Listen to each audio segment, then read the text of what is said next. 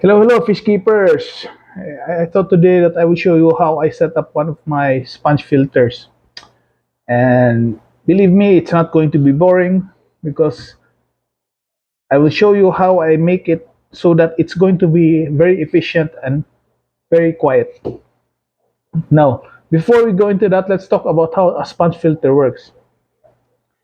Air is driven inside the top through an airline and it flows to the bottom with a tube inside there, and there is a diffuser at the bottom that creates the bubbles, and the bubbles as they rise creates an airlift, and as the bubbles rise it will also carry water with it, water that is pushed through the sponge filter and thus making this an effective filter. Now this is great, especially if you are going to use it on 10 12-inch tanks. This is absolutely fine, but I found that on deeper tanks, especially on my 18s and 16s, the deeper the tank, the harder it is to push air all the way to the bottom. And initially, I thought about raising this with a ceramic pot, something like that, but it is just not as effective as it sitting on the substrate. And if you've been in the hobby long enough, you probably know what I mean.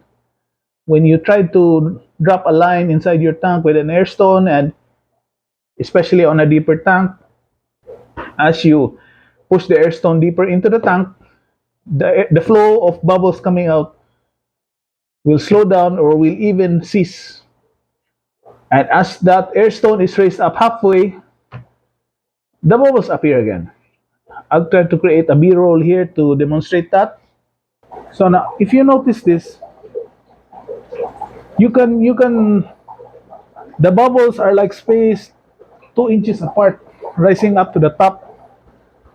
It is a very slow stream of bubbles exiting the sponge filter. But as I lift the sponge filter, more bubbles are definitely coming out. This is because it is now in a shallower position and it is approximately 6 inches higher than it was previously. And I really want to use sponge filters even in my 18-inch tanks. So, how do I do it? Now, I have figured out a solution to this initially, and it is as simple as a PVC pipe, hole drill here, and an airline inserted. The airline terminates somewhere around here. It does not go all the way down. See? And this raises effectively raises the point where the point in which the air is released into the tube, and it creates the uplift, and the sponge filter works exactly the same. It does not slow down efficiency. Now I had somewhere around 36 tanks at the time, and some of my tanks had two sponge filters in them. And the problem with this setup, with just using an airline, is that this is extremely loud. And having 36 times 2, 72 sponge filters doing that, oh boy, I could be sitting in my living room and I could hear it all the way from there, and it's just annoying. And so, how do I get over that? So, I came up with another solution, and it's this thing. This is an air chamber, and it's very simple. I will not go into how to build it exactly, but it's just a few tubes and a couple of reducer enlarger PVC adapters. Inside is an air stone. By the way, this is a piece of 1-inch PVC pipe, and it's just to join the two together like so. It works the same way as this one, except that because it has an air stone, it is significantly quieter. See? It is significantly quieter. And because I don't know, I'm not an expert in hydrodynamics, but the chamber seems to even make it more efficient than just simply drilling a hole at the side of the tube.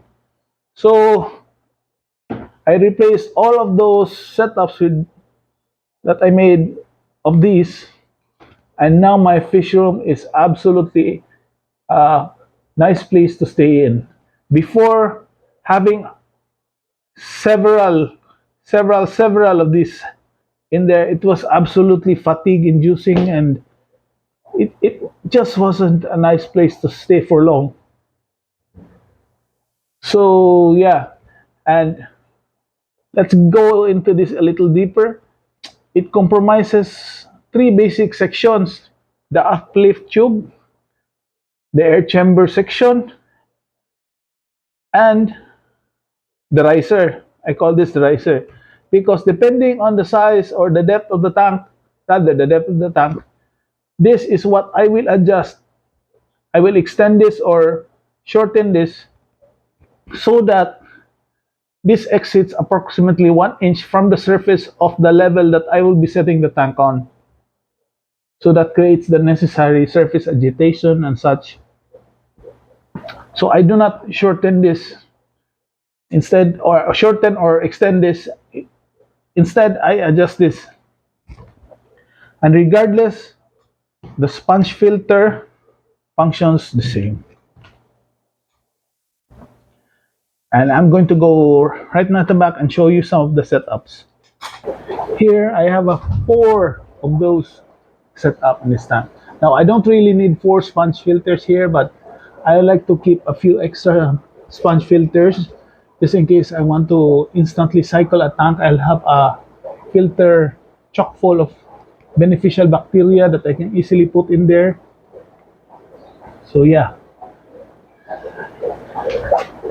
Here, this is a shallow tank. This is only 10 inches, so it's not necessary to do the airlift tube or the air chamber. In fact, that would occupy a lot of space and it's just not going to work properly. So I did not use it here. This is my L330 tank, and as you can see, there's one there in the back. My whiptail tank, one there and another on the other side. Here on my calico plecos, there's also one there and one on the other side. You cannot see because it's covered with guppy grass. In my golden Keelys, there's one and another one there.